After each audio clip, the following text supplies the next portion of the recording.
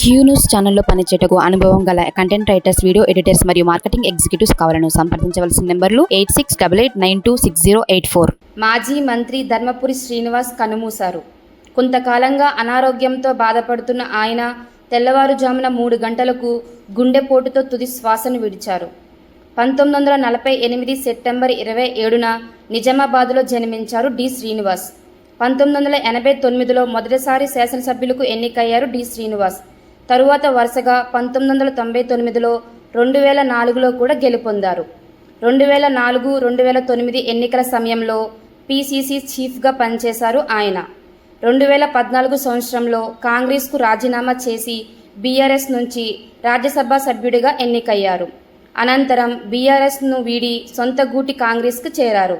ప్రస్తుతం ఆయన రెండో కుమారుడు ధర్మపురి అరవింద్ నిజామాబాద్ ఎంపీగా ఉన్నారు. పెద్ద కుమారుడు సంజయ్ గతంలో నిజామాబాద్ మేయర్గా పనిచేశారు. డి. శ్రీనివాస్ పార్థివ దేహాన్ని కాంగ్రెస్ శ్రేణులు, అభిమానులు సందర్శనార్థం హైదరాబాద్లో తన నివాసంలో ఉంచారు. రేపు నిజామాబాద్లో ధర్మపురి శ్రీనివాస్ అంత్యక్రియలు అధికారిక లాంఛనాలతో నిర్వహించాలని సీఎం రేవంత్ రెడ్డి సీఎస్కు ఆదేశించారు.